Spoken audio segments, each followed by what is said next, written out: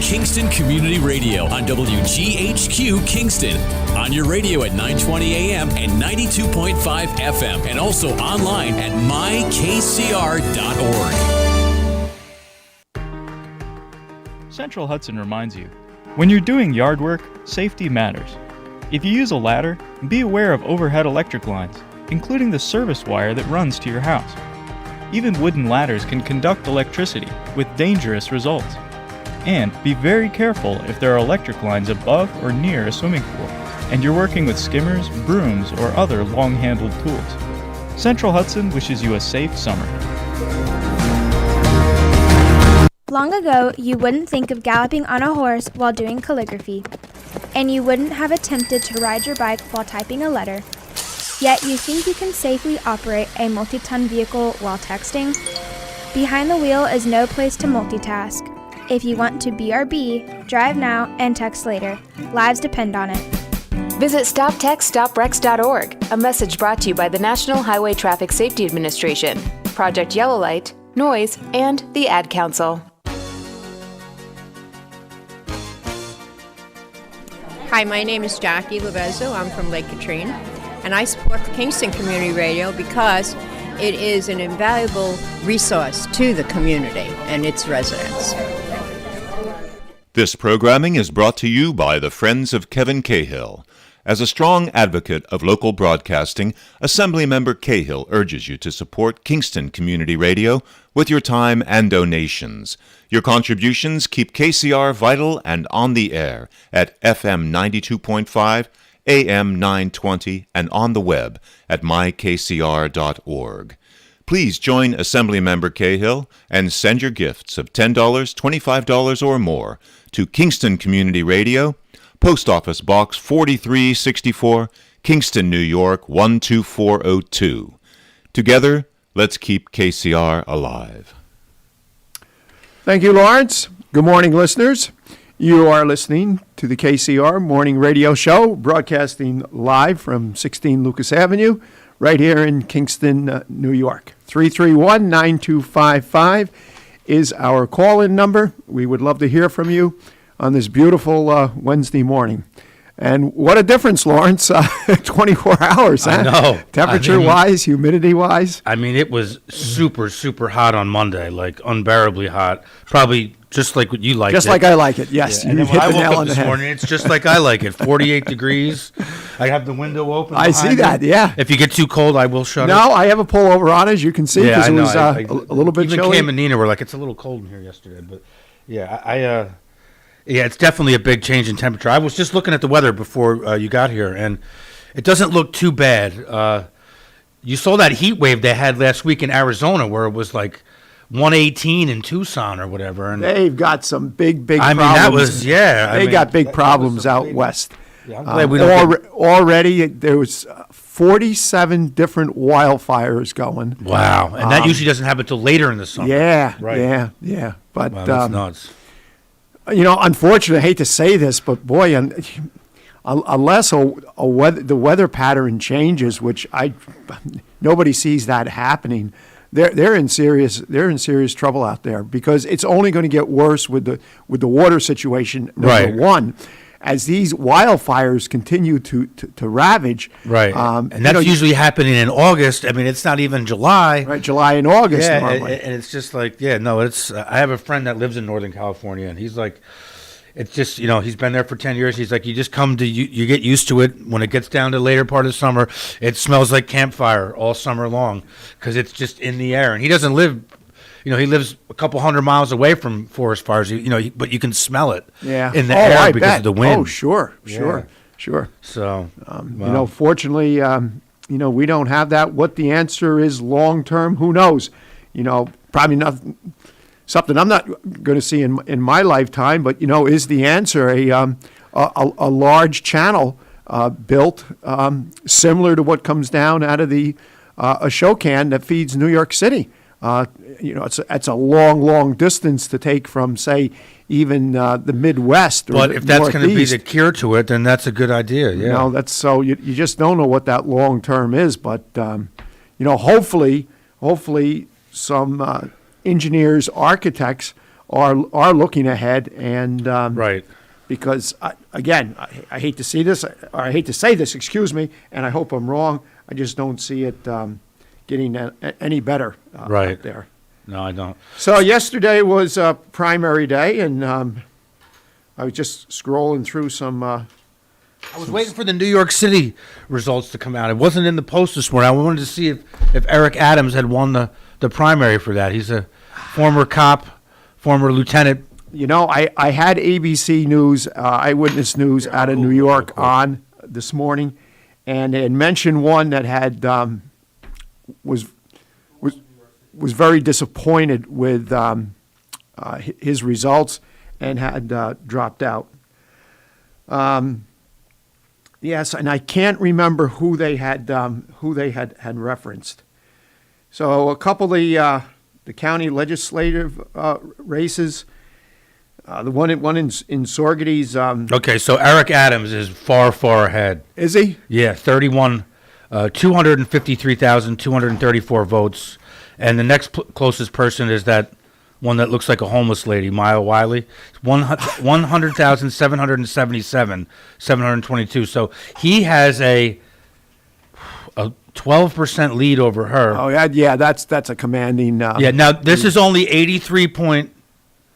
about 84% of the precincts are reporting as of 15 minutes ago. This is Spectrum News. So Eric Adams is far ahead in first place, then Maya Wiley, then Catherine Garcia, then Andrew Yang, and then I don't even recognize some of these other names. Yeah, it was Andrew Yang who had. Yeah, he only got 11% of the vote. He was. He had stated how disappointed he was, and he's conceded. There were 19 obviously. Democrats and 2 Republicans that were in the primary yesterday in New York City. Wow. I didn't even. Some of these people I never heard of. Isaac Wright, Jocelyn Terror, Paperboy Prince. What is he, a rapper or something? Sounds like Aaron a rapper. Feldenauer, Sean Donovan. I wonder if he's related to Ray. And Raymond McGuire. I heard of Raymond McGuire and Scott Stringer. They all got like 2% of the vote. So I guess it was those 4 people. But yeah, Eric Adams is way far ahead. Good. So good. where does do you understand where that leaves him so far as rank choice? He'll have to run against. Well, De Blasio already said he's not running. He's done. He's done at the end of the year. And by the way, listeners, that's Fred Costello here, who is Good morning. come in. Good morning, Supervisor. Good on a very Sorgety's. beautiful morning. Yeah, it is. Yeah. 47 degrees. It feels like fall, but it's gorgeous out. I had the I'll take windows it. open last night. Sometimes I'll fall asleep on the couch with the air conditioner blowing on my neck. Oh my God. And it'll take like 3 hours in the morning or whenever I get wake it up loose again, just sure. to get that Yeah. kink out. So it was nice having the windows open last night. But looking at the weather, it's not going to be too bad. Today it's only getting up to 75, so that's nice. Tonight 50 again. Then tomorrow, Thursday, 79's the high, 52's the low, and then it starts getting really warm again on Sunday. 90 on Sunday, 88 on Monday, 92 Tuesday. So, I mean, it's summertime. That's exactly what I was going to say. Yeah, it's summertime. And it started Monday, so. Yeah. It felt Monday. It felt warm like summer. This is a nice little break, but we're gonna have to pay our dues here in July and August. It's just the way it goes. That's the way it's supposed to be. It's the way it's supposed to be. Yeah. It's supposed to be. Mayor Murphy and I were together, and people were complaining about the heat. I'm like, Oh, no. come on. We paid our dues. Remind them what it's like in the middle of January. Forget. Yeah, people forget. People forget. But it was great out. We actually were in the dunking booth at the high school, the mayor and I, and there's a little bit too much enthusiasm for the folks that were dunking. The mayor and I, it's a little bit concerning. It was great. It was fun. Oh, is that how he banged up his toes or something? That is how he banged up his. Oh, the clumsy ox. We were leaving. He's limping. I'm like, what's the matter? He goes, I think I hurt my toe. So up in Sorgety's, the county legislature race for the second district, Joe Maloney has a slim lead over John Schoonmaker, 189 to 175. And what other interest is there? I know we had for council, also up in Sorgety's, and it looks like Kevin Freeman and Kaylee Zugala. Zagala. Is that how you pronounce Yep. it? It looks like those two are the winners. They're ahead substantially. I think if there was a surprise of the night, not necessarily that they won, but the surprise was by the margins they won by. That was that's quite an endorsement. Good for them. Yes. There was six candidates competing in that race. They were running on somewhat different platforms, and there was factions within the Democratic committee that were in support or not in support of the different groups. And I was curious to see if there was going to be a mandate, and there was. Mm-hmm. These two individuals really stood apart from the rest of the pack. So congratulations to them, and we'll be on the ballot together actually now. And both the winners and the the non-winners, congratulations just for getting involved and going through the. Glad you said that because it's the process. Yeah. It's always good to see. I mean, having that many run for just two open positions. No one remembers a larger amount of interest as far as the people willing to run than what just happened. So that enthusiasm is good. And there was 3 candidates in the legislative race as well.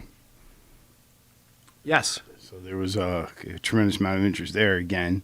And, John's on the board with us now. The margin's still a little bit too close to call, but so we'll see how that turns out. But I'm not surprised that race was tight at all. Yeah, I actually misspoke because it's only a 9-vote difference because I didn't notice that on the working families line, John Schoonmaker received 5 votes. So currently, and obviously unofficial, Joe Maloney's lead over him is 9 votes. So that's well within the margin for absentees and review. Mm-hmm. So we'll be waiting for a little bit of time to see how that turned out. Yeah. You have to give it to those folks. They all ran. All 3 of them ran a very credible campaign. Even Chris Allen, who upset the Working Families Party line, because I think he is in the lead, correct? In Working Families? They don't even list them. They don't list them? No. Okay. I'm not going to be able to see it. I doubt. But I think he ended up finishing first in the Working Families primary. And that was, it's a small number of votes, but that's an achievement regardless. So they have 2 other individuals with 0 votes, and Schoonmaker with. Can't see it. Yeah. What'd you do to my phone? I don't know. I touched something. It's the same phone I have, and I still can't work it correctly.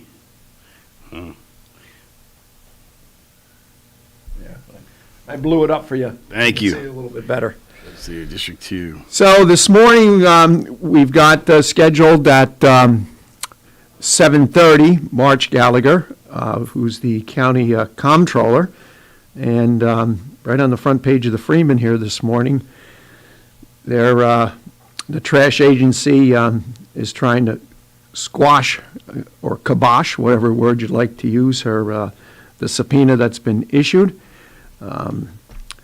So hopefully March is able to join us at 7:30, and then at 8 o'clock we've got Kevin Cahill from 8 to 9 a.m. Well, good job. I think John won that race in Working Families District 2. According to this, it looks like there was he or she 5, and there's write-ins for 2. Right.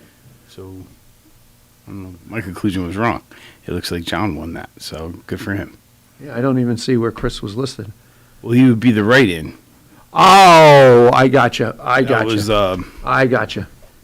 That would be he or perhaps someone else, but I know he mounted a challenge as a writing candidate, which is hard. Oh, absolutely. Really hard. It's very, very, very difficult to do. So we got also front page of the Freeman here. We see apparently over an asbestos abatement 2 previous owners ago. The work was halted at the Dragon Inn, and just another hurdle in a long line of hurdles to try to get that eyesore cleaned up. Yeah, that's an unfortunate hurdle that the new owners have to face. Nina and her family are well motivated there, well intentioned, and we certainly wish them the best. I know we're working. The village has stepped forward, and they're working to try to get information and help them get the information they need from the Department of Labor, who actually issued the stop work order for the asbestos abatement, and keep them moving in a positive direction while the construction season lasts. Asbestos is a big deal, and apparently the two previous owners had not done that and was issued a stop work order for their activities, and the pile of debris that the asbestos was found in, I think it's like 15 years ago, was not properly cared for, and it's believed that asbestos had is now in a new pile of debris that they were collecting to try to clean up. So they're going to have to go through what's called the survey to identify where it is and where it is not, and then come up with some mitigation plan to make sure that it doesn't create a health crisis for anyone, and then they can move forward with the project.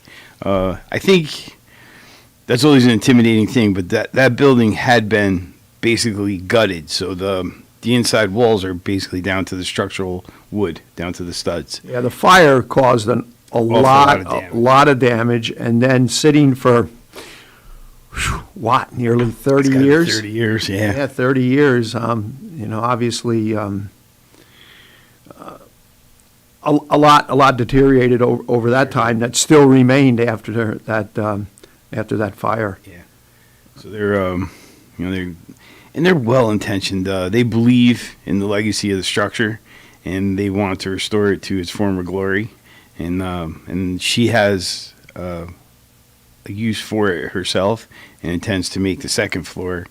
She has a practice for private practice. Yep. Yeah. So she wants to develop the downstairs that way, minus the addition that used to be the restaurant, and the second story would become her living space. So, it was just so great to see the front of that Progress. building cleaned up and progress taking place, and then something like this. And unfortunately, again, here I hope I'm wrong, but usually these things can really drag out months and months and months, and hopefully that isn't the case here. So you and I have friends who have been in this situation where their equipment was ordered on the site and not to be touched for months while the survey took place. And I understand the public health concern, but I wish there was a way for it to be done in a more quick way, because it's frustrating. They're ready to go now. They had made plans to make the improvements that they've been discussing, and the neighbors there are relieved to see progress finally. And for that to be stalled is just I disappointing. think everybody in Saugerties is because it is a gateway, Greg. We all drive past there on a regular basis. And I mean, people come in that do not utilize the thruway, and let's face it, there are a lot of people that come from across the river, Dutchess County, even Kingston, and to the south of Kingston, that choose not to use the thruway and come up in the 9W. And that's the first thing you see when you hit the village line. It's not like it's a small ranch building that when the leaves come out you don't really see it. That building stands proud. It sticks out like a sore thumb. Yeah. Sure. And the architecture has a nice legacy. And the owner, Schufeld's, I think he was actually one of the town supervisors way back. The original family that ran the paper mill, Schufeld. Oh, you're going back before my time. Oh, absolutely, yeah. Yeah, absolutely. It was... So the family that owned the paper mill was Schufeld? Yes, originally. Never knew that. Yes, originally. And then during his career, he sold it, and he became active in local government. And I'm pretty sure Mr. Schufeld was the town supervisor over 100 years ago. Wow. Which is pretty neat. And... for many, many years, that building stood proud. A good friend of ours, Skip, lived there for a period of time, and has a long legacy as an inn. And then it was a restaurant for when I was a young man. I remember that well. And after that tragic fire, it had fell into disrepair and was never It hasn't had a useful purpose since, and it's suffered from the beating that it's taking without maintenance, being exposed to the climate. But miraculously, the bones are still good, and it's survivable. And Josh, the architect that's working with Nina and her family to restore it, restored the carriage house, which folks that don't know can't see from the road, but there was a carriage house over the bank down by the Sopus, and that building had fallen way, way, way into disrepair. And out of respect and love for the architecture, he took it upon himself to restore that building, and what an amazing job he did. Have you ever been in there? No, so that's been restored. That's been restored, yeah. But you have to go through private property to get to it. Correct, yeah. It's tucked away in the, and it's very, very heavily wooded, so it's. Oh, no, I know where you're talking, but it's been 30 years since, wow, I did not. Pretty spectacular. I didn't know that. Yes, that has been, in that building, the last time I was there, it was already restored, and I was just taken back and in awe of what an amazing job he did. But when we were younger and we were there, the mortar had just decayed. You could take the bricks off by hand. The water had beat it, and leaves had accumulated, holding moisture against it for years. And he restored it, and it's pretty incredible. So he's working with them to restore the Dragon Inn, the big building. So I'm sure they'll get over this hurdle, and when they do, I think. Oh, yeah. It's just that, unfortunately, these things just take too much time. So much time. And, unfortunately, the State Labor Department has not been that cooperative with the village with providing, the documents. And they have to go through the process of filing a FOIL, which I don't know. From one government entity to another government entity, why play hardball? Let's work together. Come on. Because everybody's working. I agree. I agree, but everybody's so paranoid about liability anymore. They won't do anything that's outside of the manual, which is unfortunate. It wastes a lot of time. I remember only a few years ago we had that tragic fire on Russell Street, and that building was, after the fire, it was needed to be torn down, and as soon as that process began, that was delayed by an asbestos abatement. And then, I felt horrible for those neighbors because they suffered the fire, which was tragic. And then they had this burnt out building there for months that smelled every time it rained. And then finally it looked like it was going to be removed. And when they tore it down, they found asbestos in that pile, and it took months. So now those that was a really unfortunate thing in that neighborhood. And it took a long time. They were looking at this pile of burnt and charred debris, and finally they came up with an acceptable plan to remove it all. And it's a vacant lot now, which is significantly better than what they had to suffer with for a long time. But we'll wait and see. The health concerns, but it just then we're talking about Russell Street, and then the next street over has two buildings which are in various states of decay, and asbestos has been a problem with those improvements as well. So tough, really tough. It is. So we and I know I can speak for the mayor on this, that we understand the complaints that the neighbors offer, and you don't have to be a genius to see the impacts of those buildings being in some cases dangerous of collapse and being ugly, and the impact that has on the neighborhoods. But we're obligated to follow the law, just like the developers that are trying to do it, and it's quite an undertaking. But we've been fortunate, the developers who have engaged in this process, some of them understand it and they can get through it pretty quickly, and other ones have gotten a pretty fast education on the importance of trying to have this paperwork in place. But so hopefully Dragon in this year we'll have some positive progress, and I think it will. I have that family's been part of Sargis for a really long time. They live near there, and they have suffered the visual impact of that property for a long time, and I have no doubt, and they're capable people, so I have no doubt that in the very near future we'll see some really nice progress on that property. Just going to take some time, that's all, unfortunately. And so you and I were Saturday had the opportunity to attend the unveiling of the monument two fallen firefighters. I know we talked about it prior to the event on Saturday morning, but that was really an amazing event. And congratulations to everyone involved. Stan Odell was the MC for the day, and he did a tremendous job. And of course, Bob Circasano, when he took on the responsibility for the fundraising, everybody knew that they would find a way to get it done, and they certainly did, and then some. And with the proceeds that they raised in excess of the construction costs, they're going to do a much-needed scholarship. So, what a great way to shed a positive light on some real tragedy that we suffered in Saugerties. And Jack and Kerry Winters are both folks that I knew pretty well, and I hope it was helpful to those families, preserve their memories and sharing their loss as a community a little bit. And there are 4 names on that monument now, and everyone who was there acknowledged that hopefully we never have to add another name to it. Hopefully we do not have to add another name to it. But boy, it just came out spectacular. Sure did. Again, hats off. Stan Odell was the president of that committee, and but he had a lot of good people, and they did everything right. I mean, they started the planning process like 2.5, 3 years ago.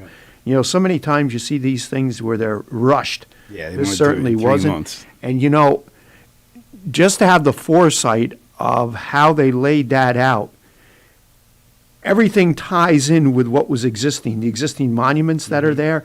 Yeah, sometimes some things get erected and they look out of place. Mm-hmm. This looks like it belongs there. It does. We have to mention your staff, Tina, Keith, Dan. What an amazing job they did, because what you said is absolutely true. 5 or 6 days before the event, they ended construction. And when we went there Saturday morning, it looked like those plants had been there for 30 years. And it does just a phenomenal job. Our guys did. She drives me crazy, but I guess it's okay to be drove crazy. I'm absolutely. crazy. I'm crazy as it is. Yeah. All right, and to get driven a little more crazy is not a big deal. But and the timing could not have been more perfect. We were Saugerties had the honor of being the host for the Volunteer Firemen's Convention, the Hudson Valley one, and there were hundreds of volunteers from all across the Hudson Valley here, and a fair amount of those folks got to participate in that. And I think that added to the emotion of the moment, because, those folks, many of them had spent decades as part of their volunteer fire service. And, they have, it doesn't take long to realize that, you're volunteering your time, but a lot of the work you do is dangerous and comes with a risk. And, you take for granted that everybody had a good day and we all came home together. But sometimes that's not the case. And I think it was pretty emotional for those folks. They attended and went back home, and I think the folks that did come here, I think, all left with a really positive impression of our community and the volunteer services we have. The Carachet was incredible. Yeah, the number of people that I've seen after the ceremony, and then on Sunday, the Legion had actually the VFW had a breakfast at the Legion. Jen and I went, and then we went up to the memorial, and there were some people there as we got there, and as we were leaving, some more people were walking in. So, that's very, very, it's very good to see. And it was pretty, it was amazing. It was really exciting to be part of. Councilman Mike Ivino was part of the committee as vice president. They did that, and they were dedicated to it through and through. And, hats off to Randy Richards. He brought his crane in to set that large stone. And Johnny Mullen once again. I know. We could have did the whole half hour thanking people. Yeah. Because we definitely forgot a few. But well, we always do. We always do. And in April, Randy's wife was very instrumental working with Tina. And the landscape scheme that they came up with, exceptional. It's fun to watch those things kind of gel, because there's certainly the one person that kind of embraces the vision and gets it going, but anyone that's successful, they have all these other people and pieces that made their part of it go seamlessly. And when it comes together the way it did, it looks like it was easy, but that was far from easy. And with the fact that the parade and the Mardi Gras got kiboshed, we have been, from what I understand, that's definite, right? We've been awarded it for 2024? Correct. That's my understanding as well. Okay. So we're going to get, I think that's locked in. The Saugerties will have the opportunity to host the Hudson Valley Convention in 2024. And, that was a 2-year planning process as well. And I feel some sympathy for Mike and his host committee because it wasn't until early spring and the COVID restrictions were still in place that they had to start making decisions about what can we do and what can't we do. If those lifting of restrictions was another week or 10 days sooner earlier, they could have done their event. They could have done the parade. They could have done the Mardi Gras. Yeah. But hey, we'll look forward to 20. And understanding the moment that they had to make that decision, and they made absolutely the right decision. Oh, absolutely. But, talking to some of the host committee, and there was an element of disappointment, and thank God they're able to do it in 2024 to kind of make up, because they were really excited, and they raised a lot of money to make sure that convention wasn't just the work committee being here and doing its work here in Saugerties and having their meeting. It was about celebrating Saugerties and celebrating our restaurants and the opportunities we have for recreation and all the rest. So when it comes back in 2024, a lot of the planning's already been done. We're going to really have a good time. And that area will be even more spectacular, having 3 years to grow. Sure. All right, we are at the bottom of the hour. When we come back, we got March Gallagher, who will be here in the studio with us. And then at 8 o'clock, Assemblyman Kevin Cahill. Take it away, Lawrence. You're listening to Kingston Community Radio on WGHQ Kingston. On your radio at 920 AM and 92.5 FM. And also online at mykcr.org. Swimming pools are great for family fun, and Central Hudson wants you to play it safe. Never operate an electric appliance next to or in the pool. Be sure pool motors and filters are grounded. Have them installed by a professional and serviced by a licensed professional electrician. Be very careful if there are electric lines above or near a pool, especially if using long-handled cleaning tools. And if a storm is nearby, get out of the water. Your safety matters. Hi, I'm Steve Thomas for Habitat for Humanity Restore. Habitat Restores are nonprofit home improvement stores and donation centers that sell new and gently used furniture, building materials, and appliances to the public at a fraction of the retail cost. The Ulster County Restore at 406 Route 28 in Kingston needs your donations. Call our hotline at 845-853-7499 to schedule your free pickup. And thanks. Everyone is talking about healthcare these days. America spends twice that of other developed countries on our healthcare system, yet our health ranks near the bottom. How can we stop spending so much and getting so little? By shifting to a system that gives more patients access to strong primary care. Primary care can help make America healthy again. To learn more about the benefits of primary care, visit www.healthisprimary.org. This message is brought to you by America's Family Physicians. Screening exams for breast, lung, or colorectal cancers are necessary to detect and treat disease at its earliest, most curable stage. But you may have some concerns and questions. Answer your questions and ease your fears by visiting radiologyinfo.org. In addition to information on screening and wellness, you'll find more than 200 descriptions of radiologic exams, procedures, and treatments to help you prepare. Get informed and be prepared. Visit radiologyinfo.org, produced by the Radiological Society of North America and the American College of Radiology. Hi, this is Jared Mans from the Spring Lake Fire Department, and I support Kingston Community Radio, and so should you.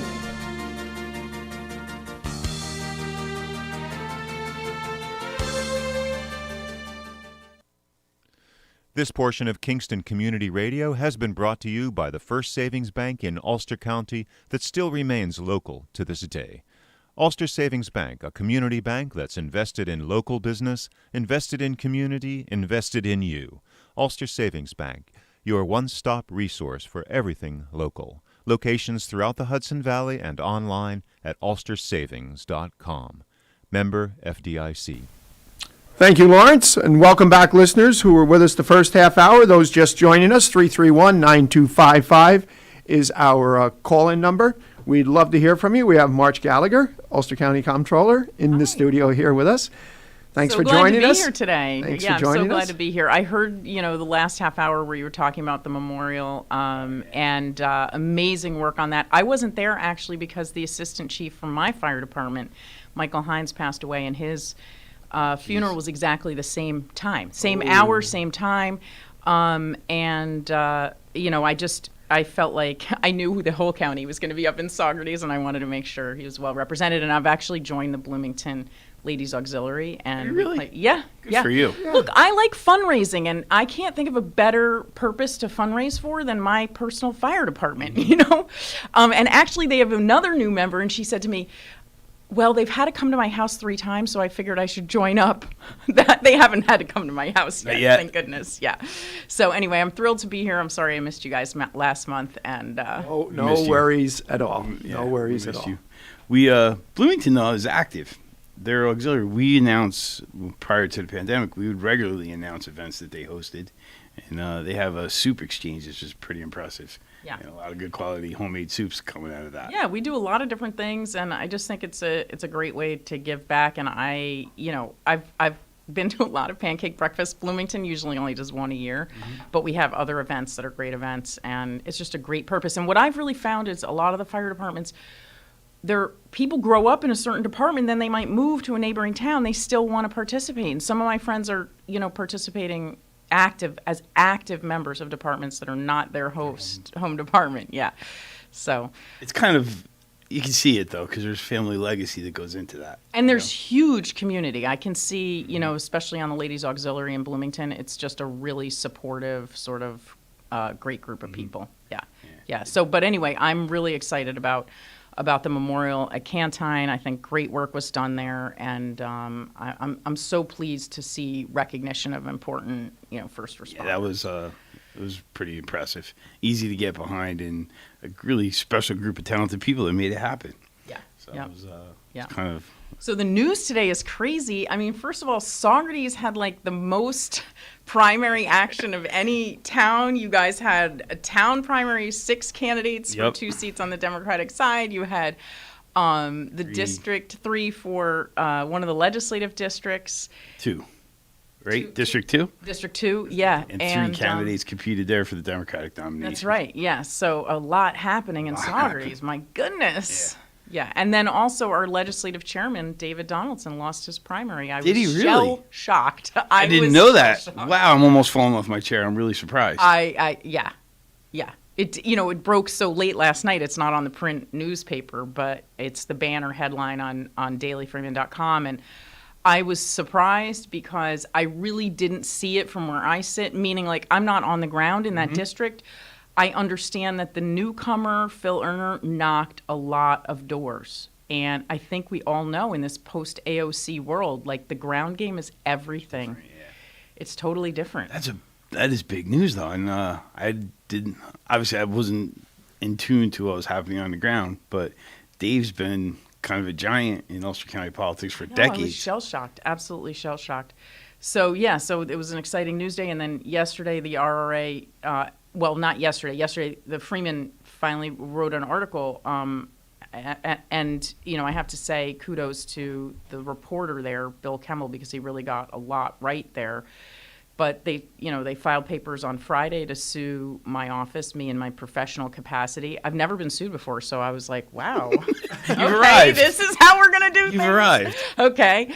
To stop an audit of the composting operation, I can't understand what they're thinking in that we gave them a grant. Yes, it was a pass-through grant from the state through to us and then to them, but they signed a contract that says that Ulster County shall have audit authority for the following 6 years after closure of the contract.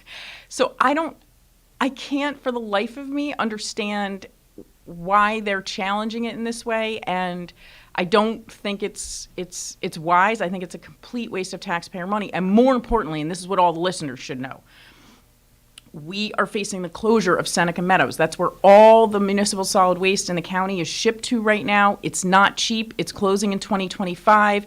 There's a lot of finger pointing between the Ulster County Resource Recovery Agency and the legislature about who's supposed to deal with this problem. But let me tell you, this agency does not have the leadership, policies, or governance to help the county through our next phase. We have a big problem on our hands, and we don't have the right people in place to figure it out. There's been change in leadership there for the past couple of years. There right? has been change in leadership. The old executive been director, Tim continuity. Rose, took a giant pay cut to leave the agency and come to the county. I think that has to be a Says red something. flag. And immediately following that departure, a lawsuit was announced by a former employee for race discrimination. That is still pending. Following the disclosure of that lawsuit, the board then gave a 5-year, greater than 6-figure contract to the director of operations, who is the subject of the lawsuit. What are you thinking? I mean, if one of your department heads or a deputy was sued, would you then try to give him a contract? No, you might wait to see what happens in the lawsuit. Yeah, if you come under scrutiny, it kind of puts a pause on. Just wait and see what happens. I mean, I'm not saying everything that is alleged actually occurred, but let's find out. You're not making me feel very good now. I know the garbage problem. I know that it's a problem. It's a huge problem. It's just going back, and I can go back 10 years, probably 15 years, maybe longer, but there's always been controversy. There's always been like dominoes falling. Yes. With that agency. So what actual does your office or the county legislature, what kind of jurisdiction do you have over them? So the first thing to know is that the county legislature sought the state legislature, requested the state legislature to set up this solid waste authority to deal with our solid waste problem. So it was at the request of the county. We didn't have an executive form of government. The legislature was the governing body at the time. And at the time that it was formed, Jerry Benjamin was chairman of the legislature. There is a contract that was executed between Ulster County with Jerry Benjamin as chairman of the legislature and the Resource Recovery Agency to manage all the solid waste in the county. That contract runs through 2025. It's a very long-term arrangement. And the reason it was done is that all the municipal landfills, let's not forget, right, there was one on North Street in the village years ago. Right, the village. And so we had these failing municipal landfills that had to be addressed. They were very expensive, and the municipalities did not have the capacity, the financing to handle it. So it was done for this reason, to close out those municipal landfills, create a county-run facility, and basically handle things going forward. What's really complicated about it is that when it was formed, it was anticipated, okay, all solid waste in the county is going to be required to go there. Almost right after that, the Supreme Court ruled that flow control was unconstitutional. When that happened, it kind of sucked the life out of this plan, which was they can make money and pay off this debt by taking all solid waste in the county and basically having a monopoly. That was revised, and now flow control is allowed and was implemented in Ulster County in 2012, new legislation. So all garbage has to go there. You really don't have a choice. Correct. But that hasn't necessarily solved the operating cost problems that the RA's experienced entirely. No, but it did solve us paying a net service fee. I mean, we've paid $37 million in net service fees over the life of the agency. The last payment was $2.4 million in 2011 or 12, I think it was. And we have not had to pay those since. The way they're supposed to work it, right, is the costs of the agency are supposed to be covered by how much it costs you to tip garbage. So, but that doesn't mean that we're planning for the future the way that we should be. We really have some big questions on our hands. And if they were to make a profit, why not give every resident of Ulster County, their own private composting ability at home, or, recycling education, or so the idea that the agency is not supposed to make any money is just not patently not true. And in fact, the state comptroller issued an audit in 2011 chastising the agency for not maximizing profits. And guess what? When you don't price your product to market, you're not maximizing profits. Yeah. Garbage is a huge challenge, though. Here's the thing. It may seem like it's a long ways away, but the way the years go by, and I can attest to this one, is 2025 is right around the corner. So, I mean, obviously, you would think leadership, administration would be making arrangements, putting things in place to deal with it. Because what happens then? Well, there's a lot of this going on. I mean, leadership of the Of RRA course. says that the Environmental and Energy Committee of the legislature should be dealing with. Of course, they don't have staff. They don't have technical capacity in that way. And what kills me is they actually have a contract, Ulster County and the legislature, with this agency from 1992 to do all of our solid waste management and planning. So they did not, they're not, as far as I'm concerned, taking their full responsibility. And they actually have, there's a requirement that they submit their budget to the county every year, and that the county legislature has the ability to make recommendations to change that budget, and it would require 2/3 of their board to override. Nobody does that. They don't submit formally. The legislature doesn't make recommendations formally. But 2 legislators did speak out at their hearing saying, I don't understand why the agency doesn't have engineering, money allocated to start working on this problem. Laura Petit and Manager Joe Green both have been raising issues about this agency for actually a decade. The legislature is missing an opportunity to assert itself, though, as a body, right? They have the opportunity to ask for that, and we all know that clock is ticking. And there's also a loosely organized Gus Green Ulster Sullivan that's kind of organized to sort of consider this problem and what solutions. And Dutchess and Orange are in the same. We're all in the same position in that we're all shipping waste to Seneca Meadows. I don't know whether a regional solution would ever fly. Meaning, I don't know that there's one county that'll be like, yeah, give me 5 or 3 counties waste. No. But I do think when it comes to figuring out how to deal with the problem, there is some, research and analysis that could be done that's multi-county. Why should every county pay consultants to figure out exactly the same things?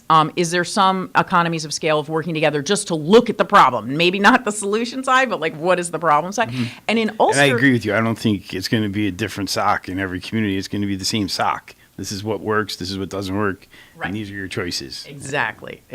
So what kills me is that, Ulster County wants to be, the greenest county anywhere. And this is really an opportunity to do that. And we have not taken the bull by the horns yet. I hope that we will, and I hope that the legislature will take a more aggressive role going forward. But I definitely want to audit it. I have to say, I've had complaints. We raised issues with the Resource Recovery Agency Executive Director in our March interview with him. Then after that, a vendor went to the legislature and complained openly on the record about sales of the product all going to a single individual. But I have complaints that go back to 2020 that don't involve that person. I have multiple contractor complaints where people are trying to buy compost and can't get it. Can't get to it. Yeah. Who would have thought? It's like they call it black gold. Yeah. So, yeah. We'll see. I'm confident you'll get access to the data you need to make a fair analysis of what's happening. I hope so. The solid waste thing, though, so in the Supervisors Association, this comes up quite often, and certainly the RRA is going to have to play a role, and to the degree that they're not doing that in a timely way at this point, that's concerning. But this isn't a problem that's going to get solved locally. There needs to be state and federal regulations, and kind of, we all carry a plastic bag that has that little recycling emblem on it, and that's just a fantasy. Right. Because that's not a recyclable product. The municipal recycling programs can't handle that. Black plastic is almost entirely non-recyclable. Right. The markets have dropped away for a lot of these products, and I think you're right. Like, maybe they should be banned. They should be forbidden. They should be phased out. Or investments in market development need to be made. Absolutely. I think that the petroleum industry has sold us a bill of goods that every plastic is recyclable, and it's just not true. I kind of laugh because you see they're marketing it at sporting events that these are recyclable products. I'm like, that is simply not true. Yeah. There's, the changes that have happened, especially with the colors, many of the equipment that recycles it can't see black. So it just thinks nothing's there, and it's trash, and it just goes straight through. So although I have to say, a friend of mine just shipped me something, and it came with plastic bags, and I was like, I'm hoarding these. Well, so there was so much progress made over the past 2 or 3 years leading up to the pandemic, and the pandemic has erased a lot of it. We run a restaurant. All our listeners know that, and even we could not get paper products to put it out there, and people kind of fell out of the habit of bringing their own bag. So many of us have defaulted back to plastic, not because we want to, but we have to serve our customers. We have the same problem in the bookstore. I mean, paper does not protect books from getting wet. Actually, speaking of the bookstore, and Fred, I really appreciated your comment on the Saugerties Village Facebook page yesterday, but that relining of the pipes and the toxic chemicals and the reader meter that you guys have out there, or whoever's doing the contracting work, we have tenants who, residential tenants who were absolutely gassed out of their apartments. Is that safe? Like, should there be evacuation of the apartments above it when it's? I'm just wondering. What's I can't answer on? that. I know the process, and from a construction aspect, the disruption that caused yesterday was far less than envisioning, digging the entire street from Cahill School all the way to the intersection and trying to replace that pipe, and the impact on the crosswalk and the blacktop. And that was certainly a noticeable experience for everybody who passed through there, certainly if you live there. And but I can't. That's a question that I have. It's DOT that's doing it, or it's the village DOT. That was the DOT so let me just, for listeners, there was relining of the. And I'm at a loss too, so I was going to say. Sorry. So yesterday in Saugerties on Partition Street, important infrastructure that really needs repair was relined. Pipes were relined rather than being dug up and totally replaced, and it's actually a very sort of interesting method that they use, that Fred went on and explained to one of the readers on Facebook what exactly was happening. But they line it with chemicals that harden in place. But it's very odorous and it's a little bit scary. And then they also have some sort of meter where they read their own toxicity, which I don't good, but it makes people walking by and living there much more nervous. I think it's done. That part of the street is done. So really the question is, going forward, does it make sense to warn people hey, we're going to be here from 2 to 3 in the afternoon. You might want to be out. Whatever level of comfort we could take, the crews that do that work are, there's Department of Labor standards, the OSHA standards that they have to follow. And that's part of the meter. I don't think the meter was necessarily that there was a health concern for residents who might have been 30 or 40 feet away, but the individual who are doing that are in the manhole with that material. All right. Well, we'll also poke DOT about it. Yeah, I think it's a fair question to ask, and I certainly can't answer it. But I would think that's more of a safeguard. Absolutely. For the workers. It really made it impossible to be in the building. Now, what building? When I was headed to Town Hall. Bookstore and the apartments above. Yeah. When I was headed to Town Hall, it was a little bit misty yesterday in the morning, and as we're coming up Partition Street, there was steam everywhere. And if you didn't know better, you'd be like, "Oh my God, there's a fire!" Right, and it was coming out of the it was coming up out of the ground. And as you were coming up Partition, before you could see that it was actually coming out of the ground, it looked like it was billowing out the buildings. So it was really it was an event, Greg. Wow, I missed all of that. But it's an impressive thing. They put this impregnated fabric membrane inside the pipe, and then they blow it up with hot air that cures the compounds that will harden inside the pipe with superheated steam. Now, what does this pipe carry? That was I think that was a storm drain that they were fixing. Yeah, because that had been a problematic storm drain for a long time, and the only way to repair it would be to go down there and replace it, or this technique. And this technique's becoming. We've used it to make a sewer repair. The pipe was 17 feet deep. So digging that far into the ground poses its own challenges. And so they sent a robot that was able to evaluate what the leak was all about, and they determined that they could repair it this way, and then they did it. And is it clay pipe that is being repaired, or do you know? For the sewer project, I think it was plastic, but the rubber seal had failed. Okay. So and it was buried in sand. So that little bit of seepage started to create an erosion problem that made it all the way up 17 feet to the surface. Yeah. If you don't repair that, it'll create a sinkhole. I can remember having this conversation because the same thing took place, I believe, on Washington Avenue a number of years ago right here in Kingston. Mm-hmm. And at the time, we had, who's the previous mayor? Used to be on a regular basis. Shane. Yeah. And I remember having this conversation. I remember a couple of callers about the odor. I don't know if you recall that, but now that you're mentioning all and this. the infrastructure I think on they did Washington Ave was connected to something that New York City did when they were building the reservoir, which takes me to one other thing that I want to say. We closed the comments last week on the Ashokan discharges. My feeling is like the whole definition of watershed needs to change. It has to have downstream communities. There needs to be economic development assistance. There needs to be technical assistance. They have to look at the water impacts, drinking water, ecology. But New York City needs to be on notice. We are not going to stand by and just take it because they have a huge impact on our community. You just said that perfectly. And that's the nut of what we have argued. There's a huge disparity between the upstream communities and the downstream communities and how they're viewed and how they're supported or not. And that imbalance is unfair. And, we tried our best, and you were a terrific supporter to raise those concerns just as you articulated them.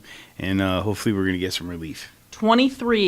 20 of 23 municipalities in Ulster County have New York City infrastructure or watershed or directly downstream. And I don't even think we think about that. I mean, Plattekill doesn't say like, oh, we're a watershed community. Yeah, but you have aqueduct coming right through. And if there's a problem, get out of the way. We're ripping it up. So, we have to. I think that's an interesting thing that even I didn't understand the full scale of it. And it's interesting, too, because the communities, depending on your relationship with the city, might have sympathy or sympathetic or not to the city's perspective. If they're your primary water supply and they're helping a neighborhood, you're like, yeah, you guys have a problem, but they're pretty good to us over here. And I'm like, well, not really, because we're all neighbors and we're being treated the same way in many ways, and you suffer ill impacts as well. But, we found a lot of great partners to work with. Yeah. Mayor Noble was terrific. You were terrific. The county executive's office and the legislature were terrific. And I think we made a fair, reasonable I mean, case. the process, just so people know, is that we're hoping the DEIS will be rejected as incomplete. Then they're going to revise it, and then it will be complete. So then we go on to the next step. So it's going to be a long haul. Something else that I gained even a greater appreciation for is the reservoir system itself. Those folks were really smart when they came up with that hundreds of years ago. I know. And they knew that this turbidity problem would exist, and they designed the Ashokan. Yeah, with the two basins specifically for it. Amazing. There are people who handle water systems all over the world come to study this reservoir system. Yeah. So it's a pretty impressive feat, and I think now that we're getting these bigger rain events, it creates a lot more turbidity. So I think that is, I know some people have different perspectives on that as well, but the reality is the weather patterns have changed, and when you get the same amount of rain, but you get it in a 4-day stretch versus 30-day stretch, that creates a different consequence, and the reservoir did not anticipate that type of weather event. Very true. So we're forced to face the reality of our time, and there needs to be some modifications to accommodate that. Yeah. If they could do it 100 years ago with the primitive abilities, the technology and the construction equipment that they had, we certainly could do it today. Yeah, without a doubt. A lot of labor went into that. Oh my God, yeah. A lot of labor, and it was not just fair and equitable labor. It was actually people were paid different based on their race, complexion, ethnicity. So, a lot of that, like, where we look at it and think, wow, without the right equipment, they did all this work, but they really, took advantage of people to do it. There's a lot of calluses in their hands to make that happen. Exactly, but still incredible infrastructure. I want to just say one thing about the economy. I know our time is going to come to a close in a bit, but the pandemic of 1918 was like a 4 to 6 quarter downturn economic wise. And that's the same thing here. Like, we're bouncing back, unemployment's down, even the Federal Reserve Bank was noting that it feels like there's inflation, right? Prices feel like they're going up. You look at the price of lumber and you're like, but they think it's supply chain issues and that's going to even out. But I do think what you're saying, Fred, about climate change and about the impacts of climate change, that's what people should be focused on, because it's very uncertain how it's going to impact the economy. We're going to see drastic impacts in terms of things like agriculture and these weather-related events. And then I think we need to be thinking about planning for the future. We have a housing supply shortage right now. Wait till big sections of Queens and Brooklyn want to move up here because of flooding and sea level rise. So that's what we should be planning for now, is really looking at the 10 to 15 to 20 year time horizon and preparing for that, both business and government. And I think something we might see even sooner, especially with the weather reports coming from the western part of the country. We get so much of our food from California, and there's no water. None. And those fire seasons last year may come back.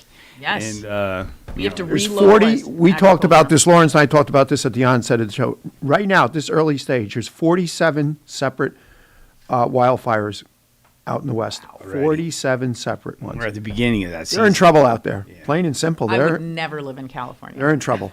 It's Fires, heartbreaking. earthquakes, it's just not my I know. You have great weather, but it comes I at a really cost. think what's and Evelyn, I won't see it in my lifetime. I think there's going to be a very similar to what goes from the reservoirs up here to New York City, across the country, from the Midwest, possibly the Northeast, out there. For border over. Yeah, I mean, what's the other alternative? Unless they can draw it out of the Desalination Pacific, plants and, in the ocean. you know, they didn't work down in Tampa. I can tell you that. Boy, they went down like a lead balloon. Billions of dollars they put into it. Unfortunately, we are just about out of time. March Gallagher. Yes. Thanks for having me, you guys. People can look up what we're doing on our website, comptroller.ulstercountyny.gov. And good luck with your endeavor here. I'll keep you guys posted. Yes. Thank you very much for taking time out of your busy schedule. Listeners, we'll be back in a few. You're listening to Kingston Community Radio on WGHQ Kingston. On your radio at 920 AM and 92.5 FM, and also online at mykcr.org. Question: what will you find on all over-the-counter or OTC medicine packages to help you choose the right drug and use it safely? The answer: the drug facts label. This label lists the medicine's active ingredients and purpose, how much to take, and warnings you should know before using it. Remember, even OTC medicines you buy without a prescription can cause side effects you don't want. So follow the information listed on the drug facts label. For more information, visit fda.gov/drug facts label. A message from the U.S. Food and Drug Administration. Introducing the YMCA. Sure, you know the Y for a swim or a game of hoops, but we're more than that. We're a cause. When you take a jump shot at the Y, someone else is getting job training. Practice yoga as a team practices her leadership skills. We give people of all ages, incomes, and backgrounds a chance to learn, grow, and thrive. So while you might think of the Y as the place for lifting weights, we're also about lifting entire communities. That's the Y. We're so much more. Visit ymca.net/more. At St. Jude Children's Research Hospital, we're fighting against childhood cancer every day. At the heart of this battle are our donors. Most of us want to make some type of difference in the lives of others. St. Jude does miraculous work. The fact that no one has to pay, it's a place where everyone is treated as an equal. Everybody is welcome here. And it doesn't matter your religion or what part of the world you're from, all that is taken away. It just gives you some hope. It's just a nice feeling to put your energy into something that really does genuinely make a difference in a child's life. There's just no greater gift. If we have the ability to help, then we have a responsibility to help. Finding cures, saving children. St. Jude Children's Research Hospital. Find out how you can help at stjude.org. Hi, this is Tony Marmo from Norman Staffing, and we've been bringing together employers and job seekers since 1980. If you're an employer and have job vacancies, let Norman Staffing help fill them with permanent or temporary workers. We screen, interview, and recommend the best candidates for your company. We make the employment process easier and faster for you. Please call Norman Staffing for your employment needs at 338-9111, 338-9111, or normanstaffing.com.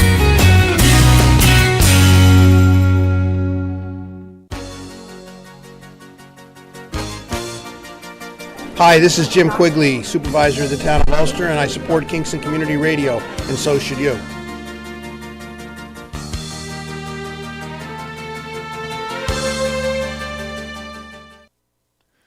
Rondout Savings Bank has a long history of serving local communities and maintaining a strong tradition of customer service excellence while providing each customer with the personal attention they deserve. Rondout Savings' approach to community banking puts you and the growth of your business in the front of everything they do. They're a different kind of bank and would like to tell you why, so please reach out to one of their expert business bankers for an appointment and let them show you what they can do for you. Rondout Savings Bank, always working for you and the community with branches in Kingston, West Hurley, and Hyde Park. Also online at rondoutbank.com. Equal housing lender, member FDIC. Thank you, Lawrence, and welcome back, listeners who have been with us, those just joining us. 331-9255 is our call-in number. Wow, that was a quick half hour. It was. You got to give March more time. An hour or 45 minutes. With us this hour, making himself a cup of coffee, is beautiful breakfast treats here, Kevin Cahill, our assemblyman, and also First show since session ended. But you don't seem much more relaxed. You're still seem... No, I am much more relaxed, trust me. All right. And also Fred Costello, supervisor at Town of Sorgetes. Good morning, Greg. Good morning, listeners. 331-9255 is our call-in number. I was trying to do the math just now when I was on my way over of how many hours after I left here I was in session. In the next 48, but let's take 4 off. So in the 44 hours after I left here, I was in session or committee meetings for 38 of those hours. It was grueling. I mean, up there or virtually or I both? did it virtually. I did it virtually for a couple of different reasons. One was that they although we've opened up the floor completely, they're still asking us to limit the number of people that are going. So I didn't want to, it's not necessary. So I wasn't debating any big issues. I had one little issue that I had to debate. But since I wasn't going to be taking up a lot of floor time, I wanted to leave the space there for those who were. And You probably wanted to get 2.5 hours sleep in 48 hours. I'll be honest. There was a break on Thursday night. Things came to a little slow, and my eyes started running. I was sitting in front of a monitor for all that time. My eyes started running, so I turned out my little ring light, and I sat there, and now I couldn't see very well, right?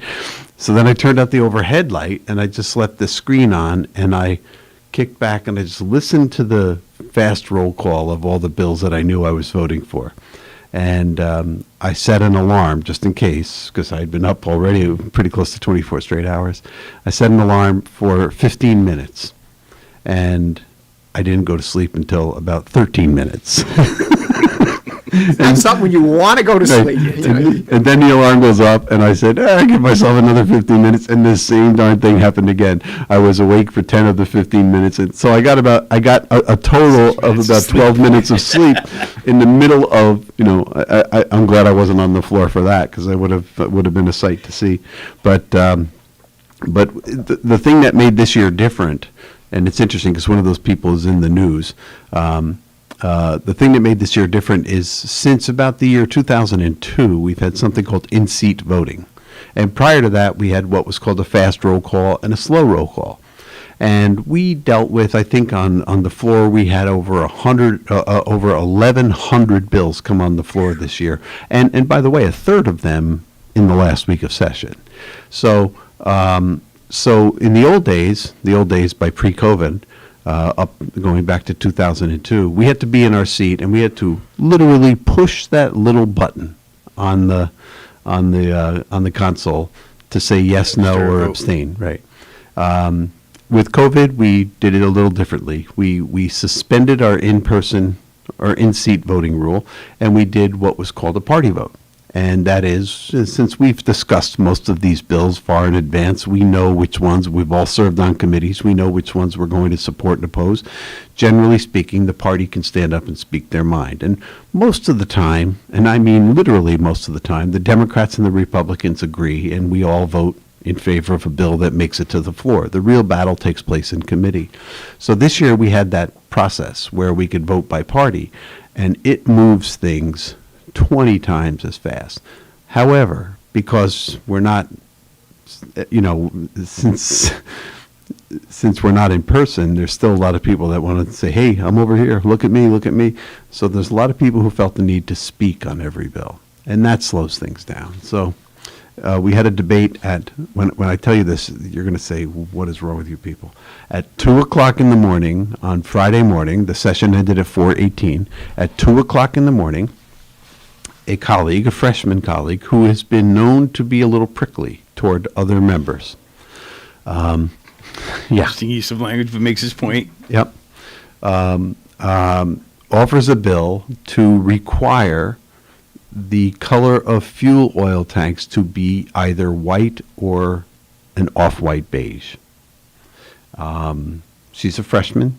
She gets up to make her pitch. Immediately, one of the colleagues from the other side of the aisle decides they're going to ask her a few questions about fuel oil tanks, since not a lot of people in Brooklyn have external fuel oil tanks. So they said, do you know how a fuel tank is built? And she said, no, I'm really basing this bill on EPA regulations. And then,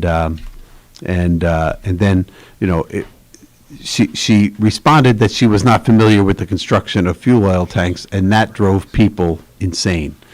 One by one, the other side of the aisle starts asking her very detailed and specific questions about how fuel oil tanks are built. And the debate went on for over an hour on the color of fuel oil tanks. Oh my God! At 2 o'clock in the morning on the last day of session. 12 minutes of sleep. That's not a welcome conversation. I was like, I wanted to jump through the monitor and just but. I forgot birthdays. Right. How did I forget birthdays?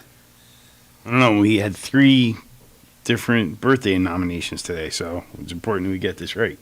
Yes. All right. So go for it. So happy birthday to Roger Stelz from Family and Friends and Trixie. And then we also have a happy birthday to Peggy Lorcantondo from your friends at the Wellness and Healthy Lifestyle Club. And we have happy birthday to Beth Gaddy from her husband and kids, Eric and Emily. Wow, we had 3 of them today. That's yeah. great. And today's winner of that famous cow pie is Peggy Lacotando. Am I saying I that? said it, yeah. Lacotando. Peggy, got it right. congratulations. Happy birthday when you get the opportunity. Get down to 62 O'Neill Street right here in Kingston, New York. Pick up your famous cow pie, courtesy of Boyce Dairy Milk House and Kingston Community Radio. And listeners, that's great. We had 3 of them here today. Keep them coming in. It's very easy to do. You can email to kcr921@gmail.com. You can postal mail to P.O. Box 4364, Kingston, New York, 12402.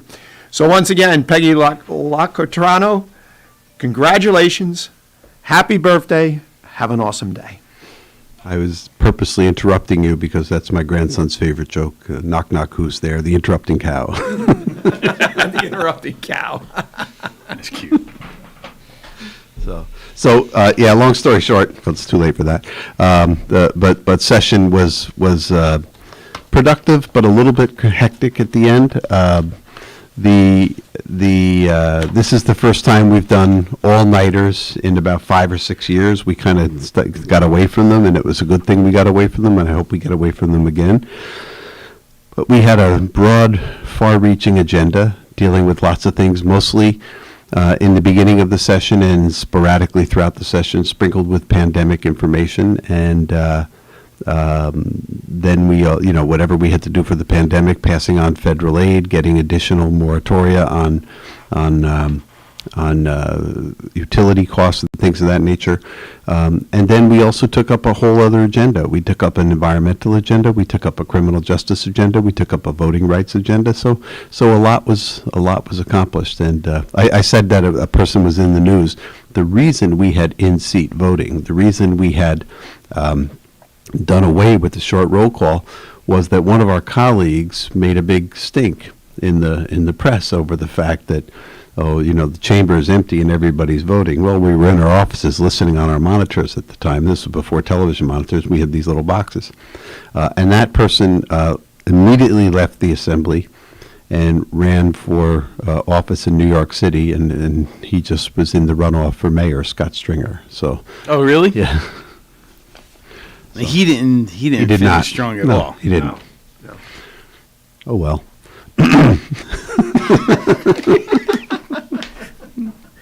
So. Did you give any thought to what happened in the city yet? The ranked choice voting and I am still betwixt and between. I look at a place like Australia is a place where it's been going on for a very long time. There are places around the country, a few cities around the country where it's being done. I still think that voter apathy is the most important concern that I have when it comes to voting. And apathy in terms of not understanding the impact of your vote, not understanding the process, not understanding the impact of electing someone to office. I think a lot of people don't realize how important it is. I heard a few of the things you were talking about on the air before I got here, and that was, your zoning board, your planning board, your safety stuff. Those are all run by people who are elected to office. And if you want them done competently and efficiently and effectively, but at the same time not in a way that's overbearing, you get to pick those people. And that's what we went through yesterday locally without ranked choice voting, but even that was complicated by the fact that it wasn't a uniform primary. So I mentioned off air that that a couple of members of my family didn't get out to vote because they forgot, and generally speaking, one of their politically active brothers would remind them, but we didn't have anything going on in our district, so kind of forgot. But in ranked choice voting, it still baffles me how, I'll get it. I guess they spent $12 or $16 million on public service announcements to explain how it's done, and I watched a couple of them, and I still am not quite sure what the overall concept is. I guess it's that it's supposed to empower the long shot, right? It's supposed to make it so that nobody is a guaranteed winner, and that your second choice matters as much as your first. And I don't know how true that is, but it looks like right now Eric Adams is ahead in New York City, but he didn't break 25%, which would have been some sort of threshold, I guess, under ranked choice voting. So it appears there's going to be some type of runoff. There'll be a runoff, but the runoff will include fewer people, right? Some of them will not be in the race because of their turnout, and I don't know what the impact of the district attorney's office is. I have a colleague who's running in that race, so I'm curious about that. I guess we have over a dozen people from the state legislature running for other offices right now, and yeah, it's going to be interesting to see if this catches on, this ranked choice voting. I'm curious about it as well. I kind of feel our politics is divided, but I think money's the real root of why the divisions exist. Money? Yes. Oh, hands down. Yeah. But I think in an attempt to make more choice, it gives the candidates the opportunity to serve a more narrow constituency. Right. And I find that to be potentially divisive. That part is divisive. I do like the idea that you got to be careful about, shooting your opponent in the face. Yeah. Right? That part I like. It has troubled me more than anything in politics, and I go back to when I ran for election in 1998, and when I ran in 1994. One time I won and one time I lost. It was nasty campaigns, and I was a target, and my family was a target, and that was terribly unpleasant. And I don't think a single word that was said negative about anybody in those races. Persuaded anybody different. Well, it might have persuaded people because it wouldn't be done if I it think didn't. it turns people off. Well, I don't think that it did anything to enhance the public good. I don't think it told any people much more about me or much more about my opponent. If anything, it speaks to the character of the person who's allowing the mud to be slung. Right. Yes. But in 1998, there was a very interesting phenomenon. It was textbook, same campaign from 1994. Run out of Albany, a lot of nasty flyers, a lot of innuendo, a lot of building, particularly on the issue of criminal justice, and then talking points for the candidate. At the same time that it was taking place here in our community with a barrage, literally almost $1 million worth of media, That was a lot of money back then. It was a huge amount. It was the most expensive campaign up to that date. There's been a couple that have surpassed it now, but it was the most expensive campaign at that date, and I will acknowledge that I was outspent significantly. But at the same time that was taking place, there was this race for the United States Senate that had a national focus between the incumbent, Alphonse D'Amato, and a congressman from Brooklyn, Chuck Schumer. And that got extremely nasty. That was just the mud was flying everywhere. And the public rose up and they said, you know what? We're not going to vote for either one of you. We're done with this. More people said that about Al D'Amato than said it about Chuck Schumer. And Chuck Schumer ended up taking the incumbent out. But it was. I think Chuck won for different reasons. I think he won because of his ground campaign. He's the most amazing campaigner. Yep. Right. But at the same time that was taking place, the public was getting very tired of negative campaigning, and they were starting to say, wait a second, I have to live in this society. I don't really want to be polarized. Little did we know that 20 years later it would be the definition of politics. But I tried to appeal to that sensibility in 1998, and when I ran, I put out a letter and I said, listen, I'm sorry that this is where the campaign has gone. I feel partially responsible for it, even though I didn't do any of the mudslinging. If I didn't run, then they wouldn't be saying bad things about me. Maybe they'd be saying something about somebody else, but at least it wouldn't be me, and that would be okay with my family. And I understand you might believe some of this stuff. I said, none of it is true. But if you believe it, I wouldn't vote for me. But I'm here to tell you it's not true. So I would appreciate your vote for me and a vote against negative campaigning. And when I tell you that our pollster, we had a professional pollster, called me up like in 3 days, he said, I don't know what happened. He said, but the polls have gone 180 degrees in the other direction. And that one appeal to people's good side made all the difference with a particular slice of voter. It was not the three people sitting at this table. It was not anybody who was male. It was not anybody who was a strident Democrat or a moderate Republican male. It was Republican women just decided that they had had enough of negative campaigning, and they also turned on Al D'Amato, and that was the beginning of significant changes. So. Interesting. I think Lawrence is is going off in there, and that's why I said a few minutes ago.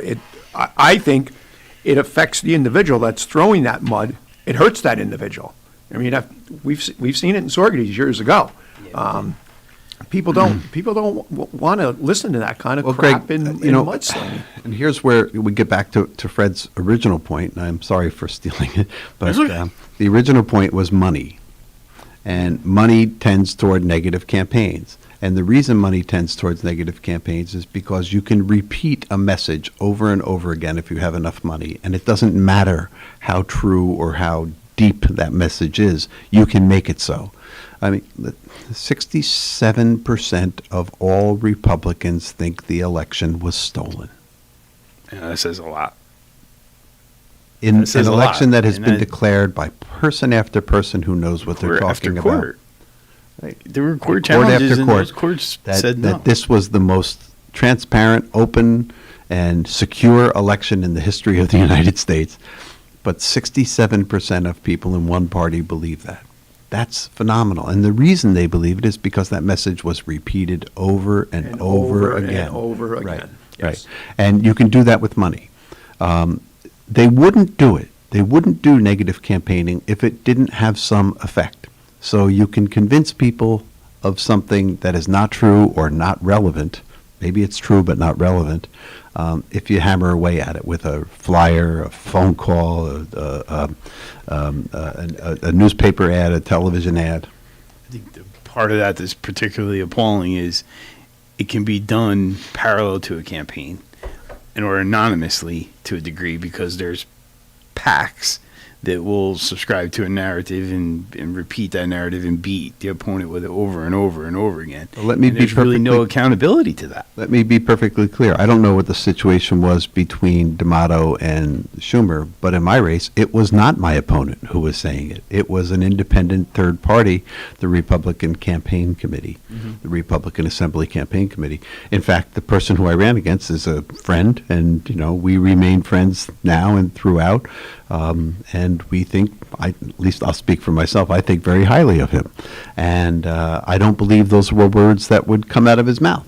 And I would here and there challenge him on the debate circuit, and he would acknowledge those are not words that would come out of his mouth. Now, previously, my opponent in 1994, he was totally subscribed to the negative campaigning, and he was a good echo chamber. So I guess there's a lesson to be learned there. He won, and this guy lost. But it was a different time. Yeah. But I actually think, a lot of the conversations that we're having about motivating people to vote and election reform, all of it, if you just fix the money problem, a lot of the disparity that we experience today will heal away. itself. Yeah, I agree. And I think that, the problem with one of the big problems with the early voting piece is that it costs even more money. You have to go out there and cull your lists even earlier. You have to go appeal to a whole different group of people in a whole different way for 10 more days, in the more intense way that we do at the end of campaigns. But the other thing I was going to mention about our local campaigns is they're not money driven.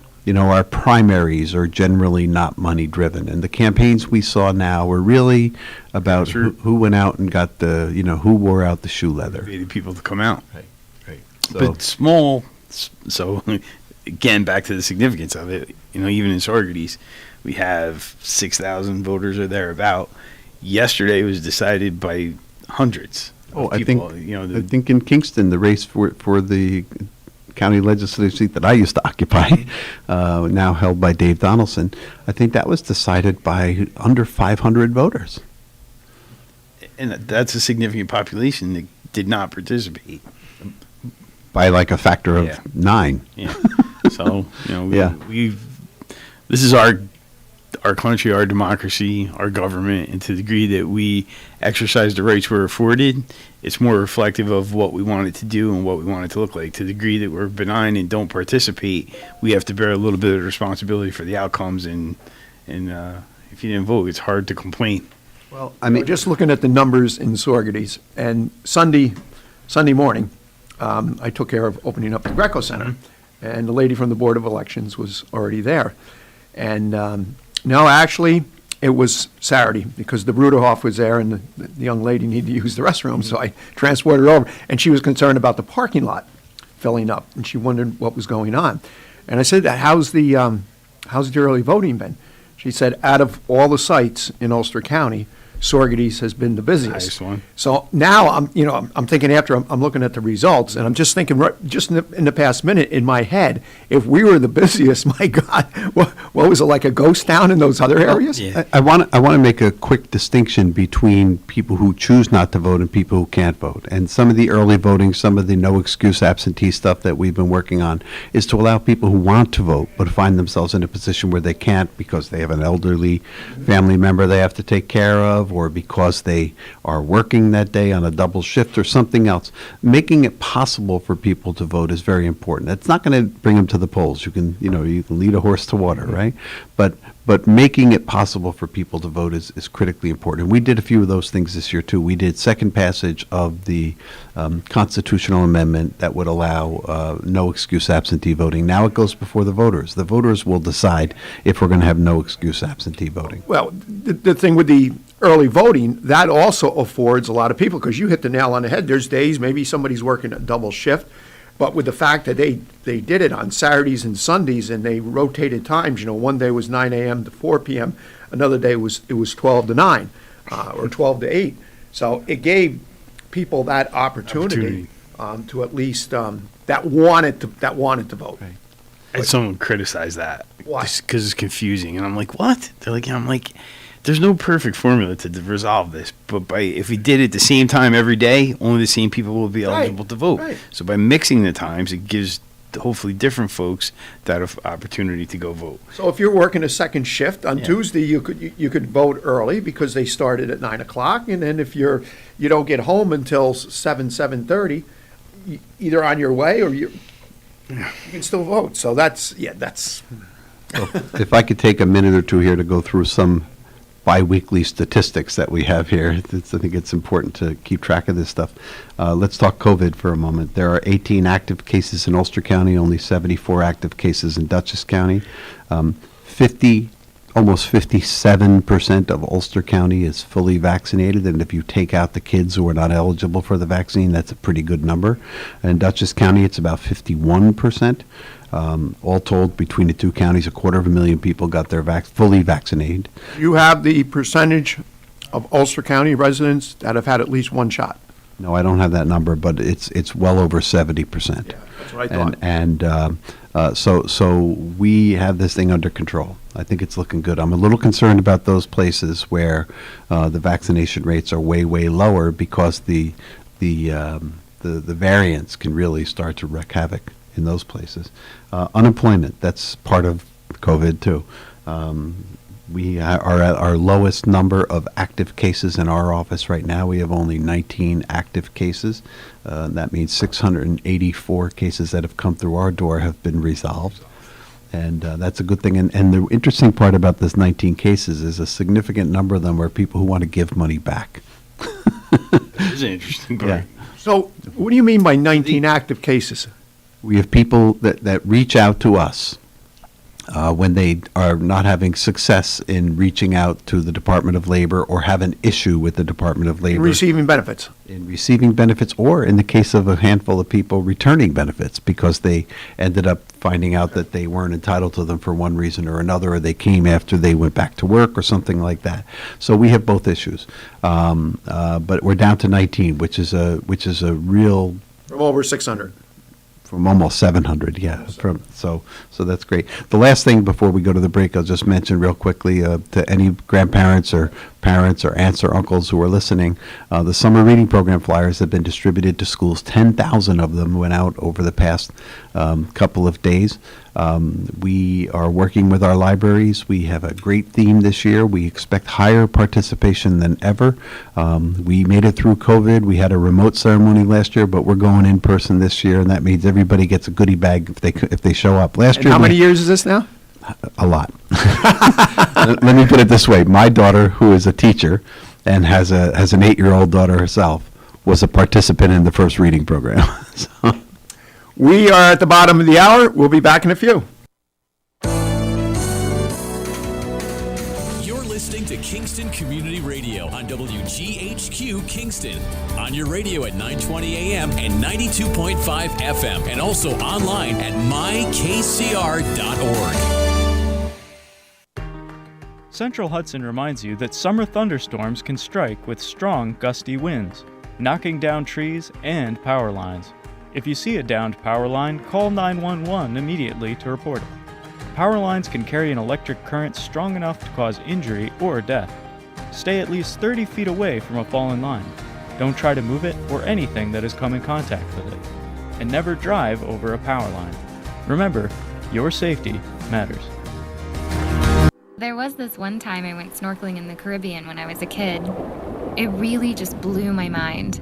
We saw the most beautiful corals. I remember thinking they were waving at us as they moved with the ocean. And then there were all these amazing fish. I'll never forget it. It completely changed the way I look at the ocean. Most of us have a memory of being in nature we'll never forget. Let's protect the world's natural places so more memories can be made for generations to come. Visit worldwildlife.org. Have you ever experienced a wish come true? For a child battling a critical illness, a wish come true can be a turning point. One song, one dance, one game, one adventure, one moment changes everything. Make-A-Wish needs your support to grant the wish of every eligible child. Visit wish.org now to help grant more life-changing wishes. Together, we can transform lives, one wish at a time. This is the story of Daniel, who was born 2 months early. His lungs weren't ready. His heart wasn't ready. His parents could only hope that one day he would leave the hospital healthy, and they would all live happily ever after. Daniel's is just one of the more than 500,000 stories of babies born prematurely last year. You can help the March of Dimes stop premature birth and bring more babies home healthy. Learn how at marchofdimes.com. Working together for stronger, healthier babies.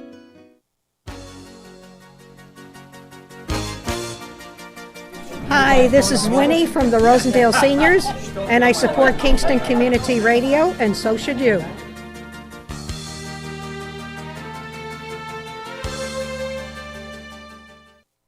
This portion of Kingston Community Radio is brought to you by Ulster Savings Bank. Visit their newest branch, conveniently located at the Ulster Commons Plaza in Lake Katrine.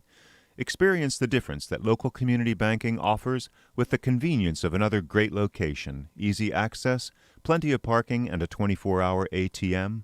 Ulster Savings Bank, invested in community, invested in you. Member FDIC. Thank you, Lawrence, and welcome back, listeners who have been with us this morning, and those just joining us for this last half hour. 331-9255 is our call-in number. We'd love to hear from you. We have State Assemblyman Kevin Cahill in the studio here, along with Fred Costello, Supervisor, Town of Saugerties. And Bill McKenna is still not here. Bill hasn't made it back yet. Yeah. He listens once in a while, though. It'd be nice of him to show He up. helped us move here, though. He carried Bill's everything. A big, strong guy. Oh, he helped us carry all the heavy stuff. But yet he hasn't been in. He hasn't. Him and Shannon have not been to the new studio. Shannon's no now, longer. Bill was here before when it was all empty and we were moving stuff in. You were here that day, Fred. Yep. But no, him and Shannon have not been on the air since the old studio. Well, Shannon is no longer. She isn't, but she was until a couple months ago. Yeah. Right? Yes. Yeah. She did, I think she did remote once or twice with us. Yeah, she called in a couple times. Yeah, and that was it. And Bill calls in for in a pinch for sure. But we miss having him here. Yes, we do. I see him in the paper. I saw him in the paper last week talking to Pat Ryan. A picture of him was in the Freeman. No shortage of activity in his neighborhood. No, definitely not. I like the interaction. I particularly like the interaction between supervisors. I love that. I love watching how supervisors talk to each other because party goes out the window, geography goes out the window, and the problems that you deal with, you deal with together. Well, it's good for us as therapy goes because in an odd way, no matter which town you represent, you kind of have the same problems. Yeah. So it's We've got a caller. Good morning, caller. You're on the air with Kingston Community Radio. Good morning, gentlemen. How everybody doing? Doing well. How you doing? Very good. Yeah, they gave people the 10 days for early voting and everything else in the primaries and stuff, and I guess turned out to be really low again. We were just having that conversation that it's only a small population of folks that are have been taking advantage of the opportunity. Right, and I tell you what, I think Kevin is right about the fact that when people start throwing a lot of mud out there, both sides, it does have an effect on people who do vote, turning a deaf ear to what's going on and stuff. And I always like the way that Kevin does. And Kevin, hey, you go by the facts. Let's go by what you think and what you feel and on the issues, not how the other guy brushes his teeth in the morning or something stupid like that. The more the politicians talk about issues, the better the people would like it. I do recall I had an opponent who brushed back and forth instead of up and down, and I tried to make an issue out of it. You leave the water on while he's doing it. I leave the water running. I mean, listen, it was a scandal. We did 3 flyers on it. Appropriate. Too bad, now with Facebook, you have a video of that. Yeah, well, we have the video. We're just trying to pick the right time to leak it. I think it's okay to disagree with people. It's okay. Everybody has a right to vote for whatever reason they choose to vote. If you vote for somebody because you agree with them, that's fine. If you vote for them because you don't necessarily agree with them, but you respect their character and you trust their judgment, that's a good idea too. If you vote for them because they're your relative, because you know them, because you have faith in them, because you think that's what the government needs, a particular kind of expertise, that's great. What is not a good idea is to vote against someone.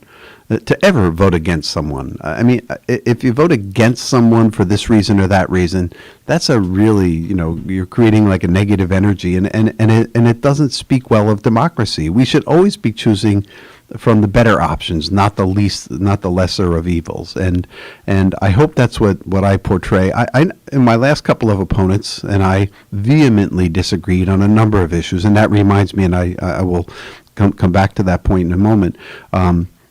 But we ran respectful campaigns and respectable campaigns where we put those issues out there and we let the public decide. I know I lost votes because of some of the stands that I took. And I know I gained votes because of some of the stands that I took. But I hope that the majority of people who cast their vote as a matter of character.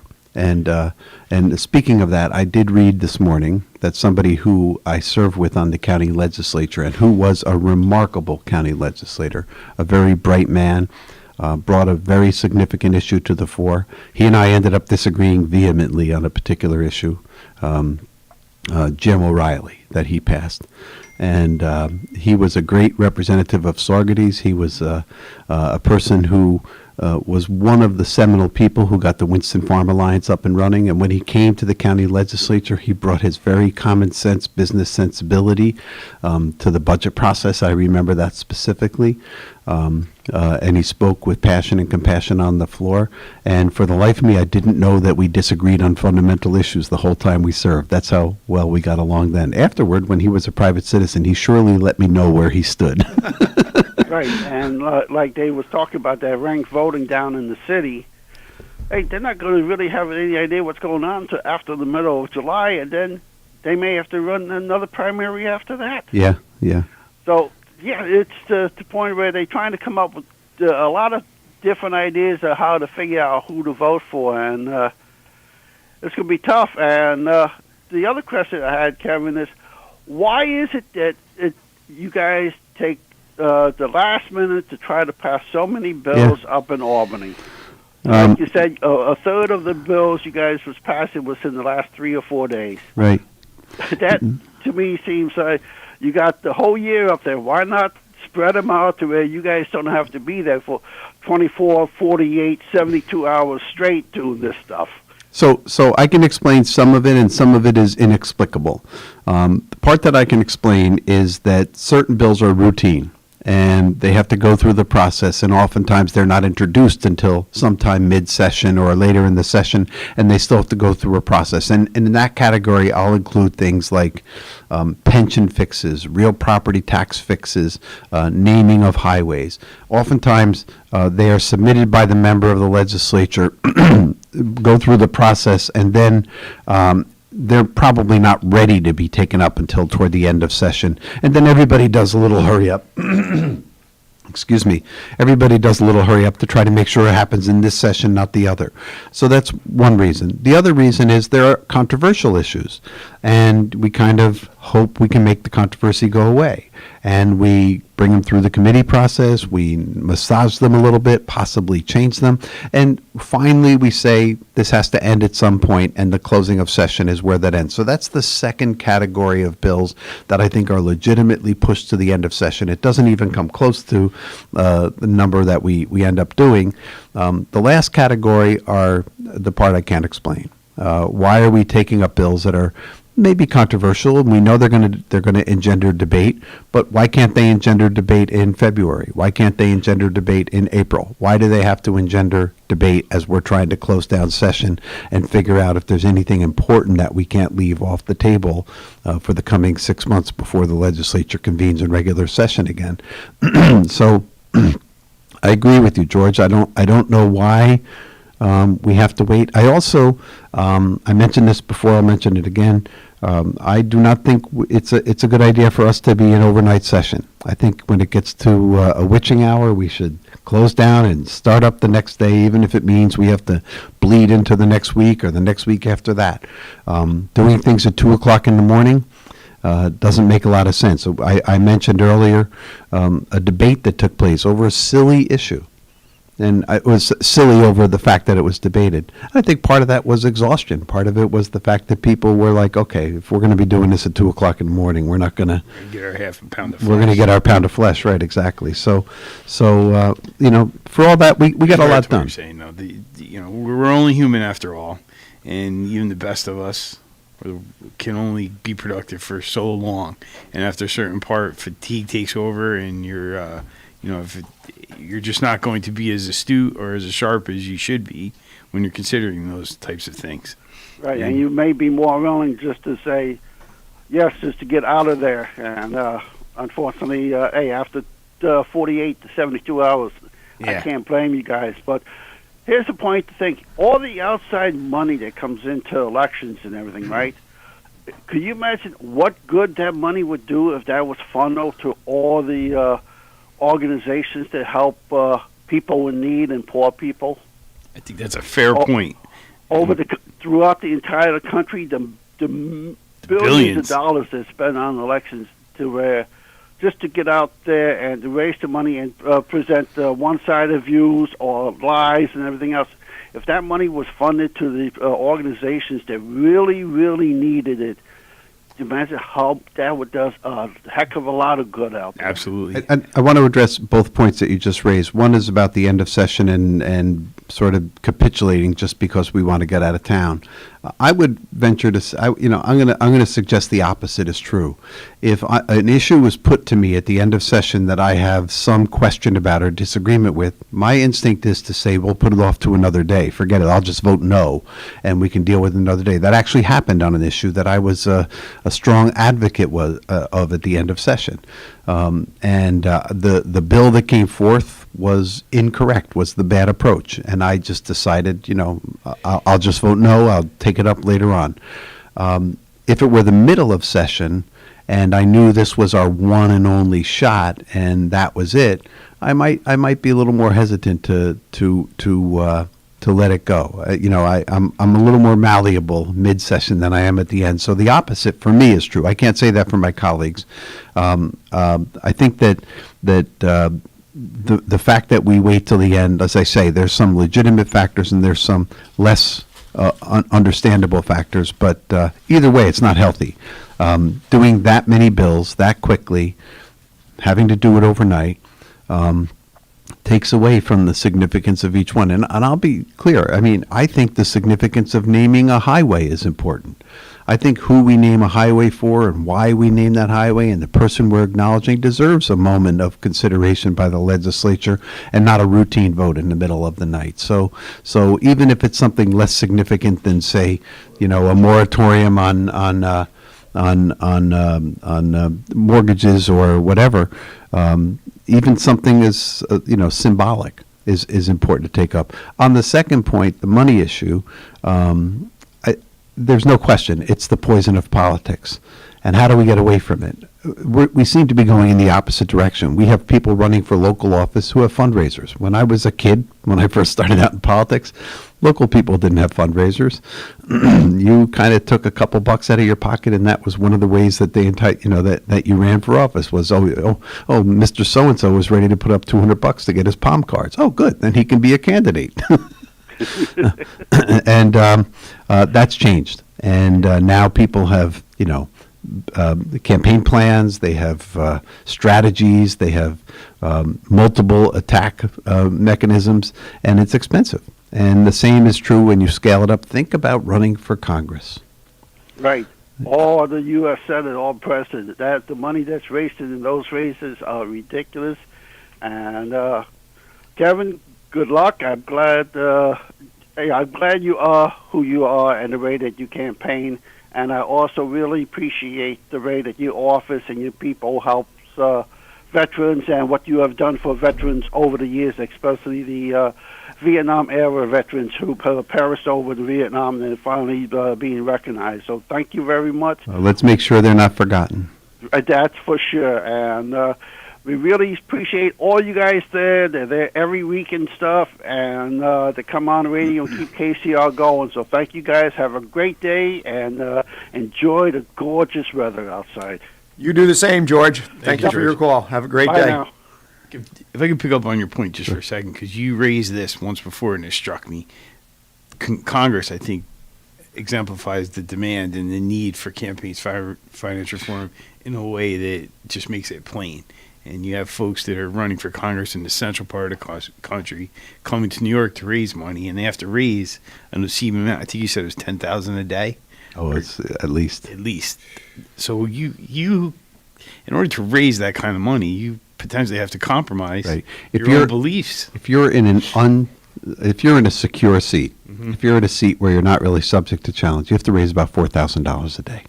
A day. 7 days a week, 52 weeks a year. That's a lot of phone calls. That's how much. Oh, 52 weeks out of the year. Yeah. If you're in a contested seat, that number can be multiplied. And that's just your campaign. That's not the campaign of the independent expenditure groups, the political action committees that are also going to be involved in a race. There have been congressional campaigns where tens of millions of dollars have changed hands over this. And listen, I get that people want to get their message out there, and I get that everybody has the right to free speech, and they ought to be allowed to stand up and say, I don't care what you think about Joe Schmo, but don't forget that he was against this and he was for this and we're against this. That's good. Make your point. We saw it in the school board elections. We may have seen it in a county legislative race with Dave Donaldson over the Kingstonian issue. People have a right to do that. That doesn't make it healthy for democracy. When you throw money on top of it, that is literally for throwing gasoline on a fire. So if you have a secure seat, based off of what you just said, $1.456 million. Just under about $2 million. Yeah. Yeah. That's what, and by the way, I don't know about if you have a secure seat. Now, can you imagine if you're a newcomer and you don't have a secure seat? I had the curse of having a lot of friends who went to Congress, and over the course of the years, both in New York and outside of New York, and that convinced me that one job I never want is to be in Congress. But the icing on the cake was the fundraising. I have a good friend in Congress who I went down to visit one time, and I said, hey, why don't we go out and have a cup of coffee, or why don't we get a beer? And he said, why don't you meet me for breakfast tomorrow? I said, that's fine. I'll meet you for breakfast tomorrow. I'm going to be at such and such a place. I go to this place. I go to the restaurant. I'm looking for him. I don't see him. And he said, oh, no, he's up on the 17th floor. He's in a law office. He's having a fundraiser right now at 7 o'clock in the morning. And that was the breakfast. So I went to the fundraiser in an office. That's what he was doing at 7 o'clock in the morning. Members of Congress, and I can't speak for Antonio because I haven't talked to him about this specifically, and I'm going to guess he's not quite in this category. But there are members of Congress whose work day is 6 hours on the phone, 2 hours of congressional business. That's how they do business. That's not a life. Yeah, that's not a job. It bothers me that there's blind money that we don't know about that's coming into these races and influencing. We don't know who those people are and what their true advocacy is all about. And I don't know. It seems simple to me if you're going to run for a seat, whether it be Congress or something, if you raise the money within your district, you're representing that district. Mm-hmm. And that would be a meaningful campaign reform. I think that would be helpful and kind of, if you're running for a district that doesn't have New York City media markets, your budget for that campaign is conceivably less than if you're running for a seat that you have to buy ads on NBC and ABC New York. We have found out that no matter what we do to try to restrict campaign financing, we can't. So we found out the stick doesn't work, but maybe it's time to try the carrot. And maybe if we said, if you are contributing to someone in your district, if you are adhering to, if you're donating under a code of conduct, that your contribution could be partially tax deductible. And if you're not, then it's not. Now, that doesn't tell anybody what they can or can't do. It just says if you want to play right, there's going to be a benefit for you. Incentivize it. Right? So logical. I think that could be a meaningful. So in the city, we had public financing played a large role in the New York City campaign this year, and public financing is involved in the campaigns all over the country. But Seattle has a really unique public financing mechanism. They send a voucher to every single registered voter, and they said this voucher is good for $50, and you can donate this $50 to any candidate you want. Just sign it off. You turn the voucher into the candidate, so every single person can make a campaign contribution with public funds. And that's one way of making sure that it works. That potentially, though, could influence the race. You know, The idea is that it will influence the race.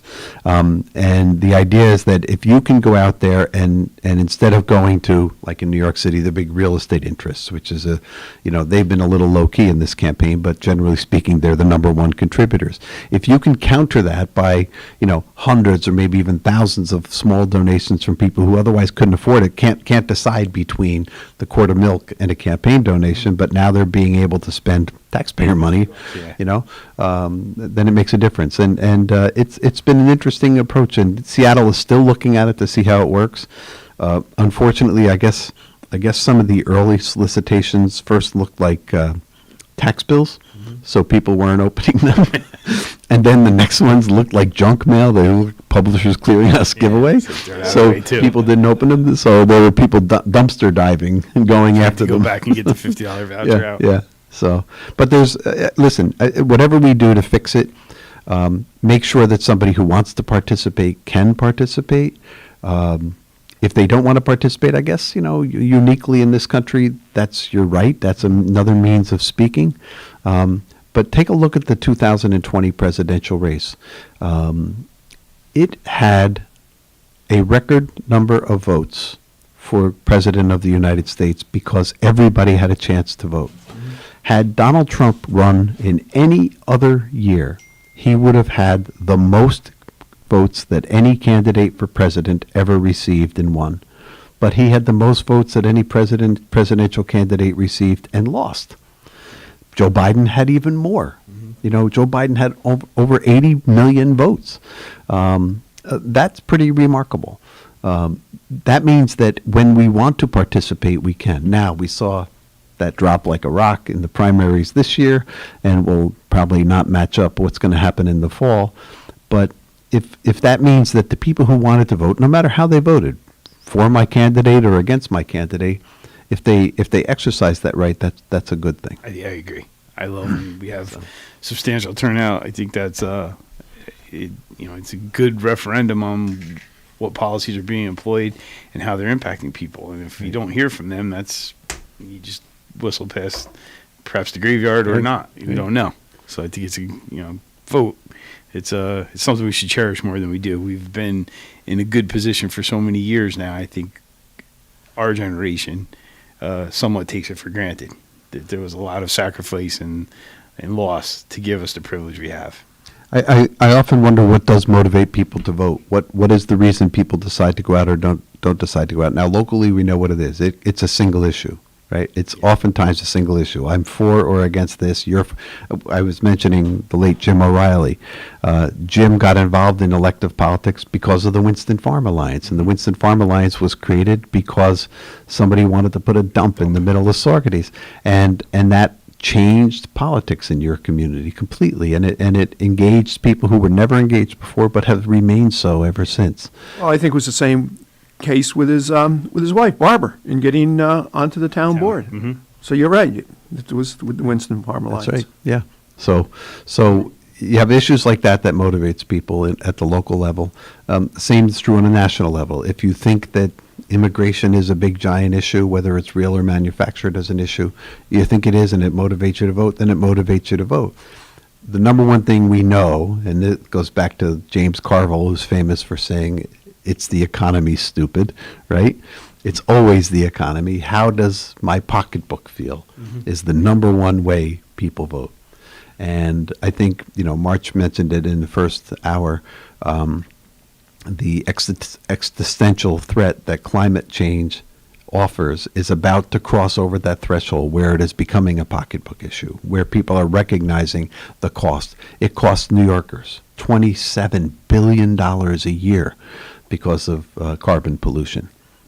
That's how much it's cost in lost productivity. That's how much it costs in things that get broken that shouldn't be broken. That's how much it costs to remediate. $27 billion a year. I didn't even know that statistic existed. Yeah, that's yeah, and so if huge. If we can wrestle that problem to the ground, we can fix that. Maybe not bring it down to zero, but we can fix it. our job over the course of the next year, and this comes up with a bill that I put in this year called the CCIA. Our job is to make sure people understand that this is a pocketbook issue and that fixing it is the appropriate thing to do, not leaving it alone. I put a bill in that would tax carbon. Basically, so if you create pollution, you have to pay for it. And immediately the Business Council and others came out and said, "Oh, that bill will put 55 cents a gallon for gasoline." From the time I put the bill in to the time they made that statement, gasoline went up 85 cents a gallon. So I don't know what taxes have an actual impact on the price of gasoline. But the fact of the matter is that gallon of gasoline is probably costing about 80 cents a gallon in terms of detrimental impact on the environment. And by the way, the 55 is way off in terms of the number. Our bill would be $55 a ton of carbon, and that's far less on a gallon by gallon basis. So between now and the time when we want to advance this legislation, we have to convince the public, and the public has to be made educated to understand that it's their pocketbook, because at the end of the day, that's what people usually vote on. There's a disconnect with people's understanding of what you just described, though, because if you look across the Hudson Valley, you'll see there's still a fairly significant presence of smokestack, so to speak, industries, and they pay permits, basically a tax, for the right to emit those emissions. Some do. Yeah. Yeah. And there's always that fear and threat of what would the impact of that be, but in practice, it kind of exists to a degree already. So, there'll be an extension of that for sure. But somebody asked me what the chances of getting the New York the single-payer health plan passed in the legislature are. I said the problem is not that it's a bad idea. The problem is not that it is expensive. The problem is that we don't necessarily have a body of legislators who are ready to say, okay, you're going to be relieved of your health insurance costs, but we're going to tax you. They don't want to be the ones with the pocketbook. I see we're at the close. Yes, we are fastly approaching the top of the hour. We are just about out of time. Kevin Cahill, thank you once again for taking time out of your busy day, your busy schedule. Fred Costello, likewise, thank you. Thank you, Happy Lawrence. 4th. And most importantly, thank you, listeners. We'll be back next Wednesday.